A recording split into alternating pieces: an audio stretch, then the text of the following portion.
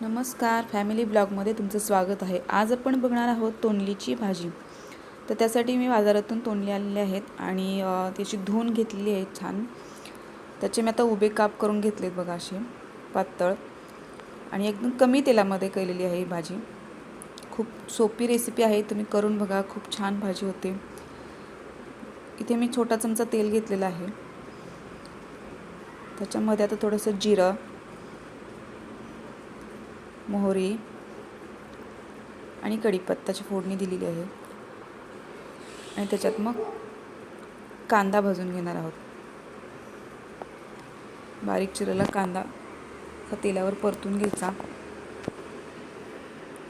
आता तुम्ही म्हणाल कमी तेलामध्ये असा कांदा भाजेल का? पण कमी तेलामध्ये खूप छान भाजी होते ही।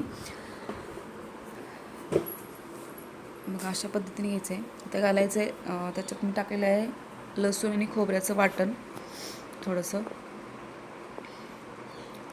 अशा पद्धतीने हा कांदा लालसर भाजून झाला आहे। त्यामध्ये घातलेला आहे धनेपूड, लाल तिखट, मस्त मिक्स करून घ्यायचं। हळद, त्याच्यामध्ये घालूया आपण तोंडली। सर्व मिक्स करून घ्यायचं एकसारखं। चवीपुरतं मीठ आणि त्याच्यात आपण ॲड करणार आहोत पाणी। जेवढं शिजण्यापुरतं लागेल तेवढंच पाणी, थोडंसं अर्धा ग्लास टाकलेलं आहे आणि झाकण टाकून मग ते शिजू द्यायचं।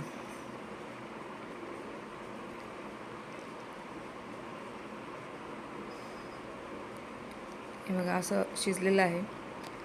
थोडंसं कच्चं आहे, तर अजून थोडंसं थोडा वेळ झाकण ठेवून शिजवून देऊया आपण। मी टाकलेला आहे गरम मसाला, जो की विसरले होते मी टाकायला।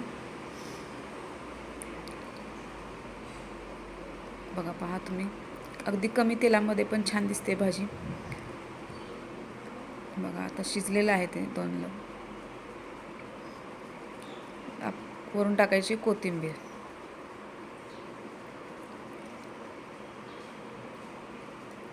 खूप छान कमी तेलामध्ये भाजी झाली आणि खूप टेस्टी दिसतेही खूप छान।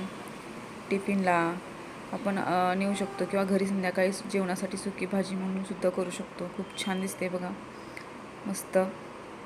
तुम्ही करून बघा आणि व्हिडिओ आवडल्यास चॅनलला सबस्क्राईब करा, लाईक करा, शेअर करा।